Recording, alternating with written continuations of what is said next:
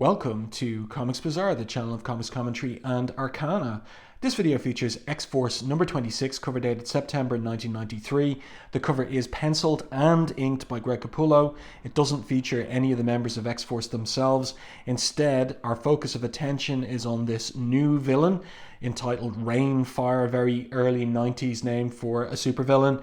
And looks to me like there's a bit of Jay Lee inspiration going on there. I wouldn't put it past Greg Capullo to have been studying Jay Lee's work and bringing a little bit of that Jay Lee angularity into the design and stance of the figure there. And also the inking technique here, where he's cutting in with some white media. Is it rain or energy or whatever is falling there behind the silhouetted figure of this new character, Rainfire. And in the foreground, we've got some members of the MLF. So Strife's dead. And what's become of them? Well, we're going to find out in this particular issue. So let's open this one up to the first page. Picks up from the end of issue 25, the double-size special. And the first thing you see here is that Greg Capullo, unfortunately, is not the artist of the interior story. So just providing the cover for issue 26. He did have to do a double-sized issue for 25. That's why he's taking a break for this particular month. So the title of the story is Shadows on the Rock, and the creative team is Fabian Nicieza, writer, Matt Broome, penciler. Now, Matt Broome might be a name familiar to you from some Wildstorm projects, because that's where he went after this, more or less. And I'd say he's most famous for his work on DEFCON 4. I have that miniseries in my collection, as well as the final part of the Wildcats X-Men crossover 4-issue limited series, The Dark Ages, the part 4 one written by Warren Ellis. So the rest of the creative team here, we've got a couple of inkers, Bud LaRosa and Scott Hanna. And that means that there was a little bit of a deadline crunch on getting this issue done and off to the printers. Chris Eliopoulos on letters, and George Roussos on colours rounds out the creative team. So the Professor has been integrated into Cable systems. Cable's undergoing repair here. He's more machine than flesh. And we have the various members of X-Force here looking and wondering at the repair of Cable, and wondering how much flesh there really is that makes up Cable as a human being. So Farrell makes a how would I put it, like a kind of a mean joke here in the first panel. Does anyone know if he came with a warranty? And Sunspot isn't happy about that one. He says, "That's cold, girl." And this comes from a man who does not even like Cable all that much. So they're looking at the repair work going on. Farrell here is still making jokes, saying here, just always hated the smell of hospitals, and this is worse, like mixing a dentist's office with a Midas muffler shop. So Warpath gives her a little smack on the face, it looks like. "Will you stop talking about him like he was a toaster, Farrell?" He says, "and stop pretending you don't care about him." So Sam here says, "Cut it out, both of you. We're all a little nervous about whether Cable's going to pull through or not," and that is after Magneto wrecked him in the previous issue, because of course Magneto's power is over all kinds of metal, the manipulation of metal, and yeah, he basically pulled Cable apart. Hard to believe just how much of him ain't quite, I don't know, and Cannonball pauses, organic. Guess it makes it how hard he tries to be human even more impressive, he asks. And then we see Siren here, and she's moved by Cable's plight. Every scar on his skin, every wire, nut and bolt in his body tells the story of what he must have gone through, Sam. How could he have lived like that, losing so much of himself to the wars he fought? I wonder, did it happen all at once, or was he picked apart little by little? So this is a kind of contemplative type issue. It's a more or less quiet issue until the final couple of pages, when we get a bit of action. So it's all about taking stock in terms of where X-Force have gotten to over the last few months in story continuity, and in particular coming to terms with all the revelations about Cable.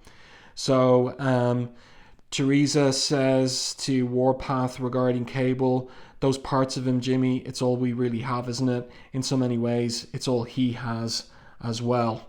So Cable is healing away there. And then Warpath asked the philosophical question, when do old wounds heal, Terry? How long before the scars disappear? So we're going to have like a little exploration of that thematically in this particular issue as well for the various different characters. We have Feral here still making fun, whatever. Can we like put in a Slurpee dispenser in here or something cool like that? She says as she manipulates Cable's bionic arm. So nobody's happy about that. You obnoxious pain in the, says Siren. Look at Feral kind of cowering there on the floor, real cat-like. And it looks like the lads are about to get ready to slap her, but this is a great little moment. So Cable raises his Terminator-like arm, and he says here weakly, it's all right. What flavor would you like? So that's pretty funny stuff. And also, look, he's grown a little handlebar mustache as well for some reason. So let's continue with the story, get past these advertisements here, and time passes. So now we get Cable's first person narration here. It's been 3 days since I woke up, he says. And the professor corrects him. The professor remembers this sentient AI program, Grey Malkin, that was in Grey Malkin, his orbiting space station around the Earth that was cloaked, but now that's been taken over by Magneto and remodeled into Avalon. So the professor corrects Cable, says 3 days, 7 hours, Nathan. And Cable says, and the professor, the sentient computer program which had run the systems on my home Grey Malkin, hasn't shut up yet. And the professor responds, forgive me, but it has been a while since I was directly incorporated into your neural net. And that's a reference back to X Factor 68 and how SHIP sacrificed itself and bonded with young Nathan Christopher before being taken into the future by the Askani in order to have a shot at healing him 3,000 years in the future. So that kind of is the biggest confirmation that the professor is SHIP from last seen in X Factor 68. So we have this little kind of chat here between Cable and Cannonball. Cannonball says to Cable, Bobby and I are ready to go. I would prefer if we all flew to Madripoor to tell Xi'an what's happened. So that's Xi'an Man Koi, formerly of the New Mutants. And Cable says to Cannonball, I think it would be best for all concerned if only you and DaCosta represented us. Only the two of you remain from the original New Mutants team. So Cannonball, was leader of X-Force while Cable was presumed was missing and presumed dead. And then, of course, after the events of Executioner's Song, considered dead, but it turned out just lost in the time stream for a while. Cannonball slides down the ledge that Cable's on, saying, I disagree. So Cable and his lieutenant are not always going to be in agreement on things, and Cannonball has grown up in Cable's absence and has developed his own maturity of judgment and is prepared to disagree with Cable and have some authority behind it as well. So Cannonball says, computer, prep the plane, we're going to Madripoor. So Cable in his first person narration says he's upset. He cared for the girl, Ileana Rasputin. Her recent death has hit him quite hard. Oh, so that's the news that they're giving to Xi'an. And that occurred in Uncanny X-Men 303. So Cable continues, they're going to tell their old teammate, Xi'an Koi Man, about her death.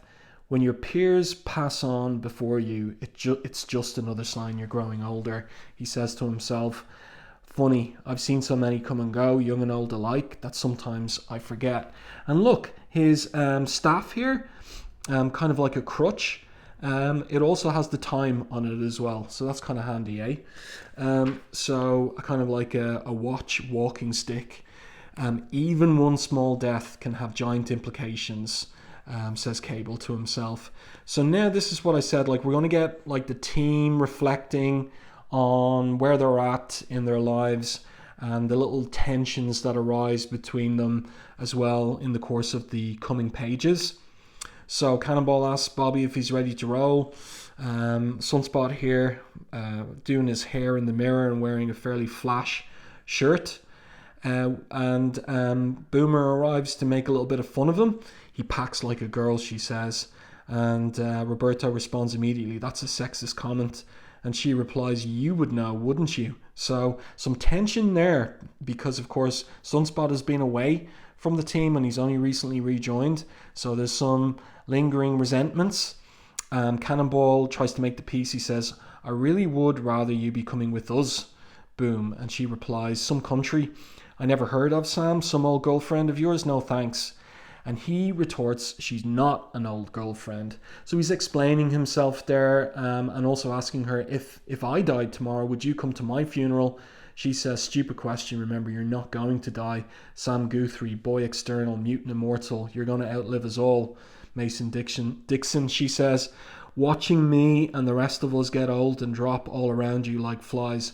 So there is some concern emerging there from her as Sunspot walks off to the plane. I like the implication of the setting sun there in the colours only. So Cannonball says to her, "We'll make a deal. I'll never let you die and you'll never have to come to my funeral." So she says, "Deal." And it looks like they were going to kiss, but he kind of backs away and walks out. This is a nice top-down shot from Matt Broome trying something there. So he's kind of all hesitant and stumbling a bit, and he says, "I gotta go, Bobby's waiting for me." And who arrives to make fun except for Richter? And he says, "Kind of strange, huh? Oh, a little girl like Ileana dying while Sam's gonna live forever. Must weird him out, huh? Must make it hard for him to deal with the rest of us," he says. And Boom Boom responds, "Sam hasn't changed a bit since he found out he was immortal, Rick." And Richter responds, "Really?" And so she insists, "He thinks of us the same way he always did." And this is interesting. So Richter grabs her and gives her a kiss. Then why couldn't he do this? And so she's miffed. And he's kind of like taunting her, "You used to want me to do that." So she stomps off, miffed. "Not now, Rick. I'm sorry, but I love Sam now." And he replies, "Sure thing, mijita. But does he love you?" Okay, so Fabian Nicieza building in a little bit of romantic tension now with these young people, these 17, 18-year-olds. Those hormones have got to be raging, and it's not all about just violence. There is the sex dimension as well. So he is exploring that in this particular downtime issue.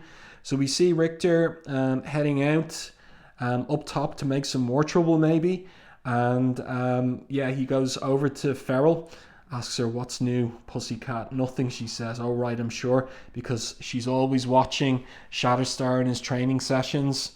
And Cable is watching from somewhere as well, and says to himself, "Of them all, Shatterstar is the most and the least like I was, driven by an obsessive compulsion to perfect himself in the arts of war, all the while building the perfect body at the expense of heart and soul." So we pick up again with Richter there, trying to stoke something. "Kitty cat, take my advice. If you want something, then go for it," he says. And she responds as she licks her tail, "Don't want nothing. Leave me alone." And Cable's voiceover continues, "But I fought for a cause he doesn't. So when you end up looking back on your life, what good is the perfect body if the soul is scarred?" So that's interesting stuff. And just at this point, Shatterstar has finished his little training routine. He receives a round of applause from Siren, and she is drunk, and she's brought out some cans. "Shaddy, you look absolutely adorable doing that, boyo." She'd been watching him in a training session some issues ago as well, before Executioner's Song, if memory serves. Thirsty now, she asks and goes up to him, but there's no response from him, even as she tries to seduce him. And he simply says to her, "Your words are slightly slurred. Is this a result of that liquid you're consuming?" So she's not impressed with him. "Yup, scald fun. You want 1 or 5? So he packs up his training gear, his weapons and all sorts. "Thank you. No, I find its results decidedly unpleasant," as he walks off. "I recommend you attempt to pursue these curious activities with someone who might be more physically receptive to them." So Shatterstar is, in this period of his characterization, somebody completely focused on training, self-mastery, not at all interested in having fun. And intriguing stuff in terms of what would be revealed later on also in respect of that little scene. So Cable's watching everything, and in his first person narration he says, and Teresa, who comes across as the most mature, because there was that little argument between Siren and Cannonball a couple of issues ago about how Cable would defer to her as a lieutenant type, and she was asking Cannonball why couldn't she be the lieutenant in the field. But Cable asks now, what demons have driven her to stay here? A demon called the Shadow King, who tore her inside out, who showed her parts of herself that none of us should be forced to see. Then why is she trying so hard to see them inside herself again? So that's intriguing. That's a reference back to the Mer Island saga and the conclusion where the Shadow King took over many characters on Mer Isle, including and manipulated them, including Moira MacTaggart, but also Siren. And so we're getting a callback to that continuity from a few years ago, about 3 years ago in publishing terms. So Cable comes down. The coloring's a bit weird here. Look at that orange hair he's being given, but it's supposed to be the sunset light that we're seeing there. So George Rosa's trying something, but not really working 100% on this page. In any case, Cable asks Siren, now that was a sonic scream. Could we talk? Because she screamed there, destroying the beer cans. And so now she comes on to Cable. Talk, Nadine, my boy, she asks. We don't need to be talking now, do we? Not when there are better things to be done which don't need words. So that takes him by surprise. So, like he was reviewing everything, but he wasn't expecting that. And basically he doesn't respond. Teresa, that was, I think he's all stumbling over everything. The professor has something to say. From the residue of her breath, I would imagine her blood alcohol level is 1.5%. And then Warpath intervenes as Siren falls over on her backside from being drunk. And that's what Cable says there. I think she's drunk. And Warpath here, this is interesting. He's taken a shine to Siren, and he says, I know. She does that a lot. The others don't know. And Cable says to Warpath, James, I know how you feel about her. Why do you let her do this to herself? And this is interesting, his response. Because I'm afraid, okay, if I confront her about her problem, she may ignore it, ignore me, cut me off completely. This way, at least, I get to help her out, even if it's just a little bit. So, I'm Irish, and Siren is an Irish character, and there's a stereotype about Irish people having alcohol problems. But stereotypes, sometimes there's a little bit of truth behind them, and there are quite a few people in my country who do deal with their emotional problems through alcohol. So there's two ways of looking at what's going on with Siren here, and I choose to look at it as true to life. So, but it makes for an interesting little emotional moment here in respect of how Warpath is taking care of her in her drunken state and being very gentle about it. So he brings her to her lodgings, puts her in bed, and meanwhile Cable's first person narration continues about the whole business. He leaves with her to put her to sleep in her bunk, and for the first time I realise how alone he is, how he internalized all the pain and grief of having his people, his family slaughtered. Will all of that loneliness, that anger, that agony ever be released? And which would be worse? Continuing to let it destroy him like a cancer from the inside, or letting it all out? No wonder he's fallen for Teresa. They come from the same place and they're going in the same direction. And this is an interesting little picture that she has on the shelf there. And it is of her as a child with Black Tom Cassidy, her uncle, who brought her up, rather than her father, Sean Cassidy. And so that's intriguing, the suggestion of Siren's dark side, the absence of her actual father and being brought up by her uncle, who is, of course, a supervillain. And Cable continues, unfortunately, that direction is straight down for Warpath and Teresa. And Professor asks, could you not see this development? And Cable replies, I've been blind, Professor. No worse, I've been ignorant. I did see all of this coming. Actually, in many ways, I caused much of this to happen. I purposely recruited a unit of young, confused, haunted, and emotionally wounded mutants. So here we're getting to the nub of it all. The better to forge them into a hard-edged fighting unit. X-Force, ignoring all along their needs, their desires, their hopes and dreams, just like I've ignored mine. And the professor chimes in and asks, so, contradictory as it may sound, you wanted them to become younger versions of yourself, though you knew how miserable that would make them? And Cable replies, yes, no, I don't know. But I do know it's time to put on the brakes. Okay, so this is implying there's going to be a change of direction for X-Force. Shatterstar comes up to Warpath and asks him, why do you persist in making yourself miserable by tending her needs? So other members of X-Force know what's going on with Siren and how Warpath is looking after her, and Shatterstar is alert to that. So he comes up to have a chat, which is interesting, which means he does have a bit of a heart, despite what Cable was saying earlier. I don't know, replies Warpath. I guess unhappiness is all I really know, so I'm happy when I'm unhappy. You too? He asks Shatterstar, and Shatterstar replies quite honestly, I've never given it much thought. What do you give thought to? And here, this is an interesting reply. Things I can control, my body, my strength, my skills. Warpath says to him, if all you have is yourself, then you don't really have all that much at all. And Shatterstar responds, better, James, than wanting more than you have and getting nothing in return.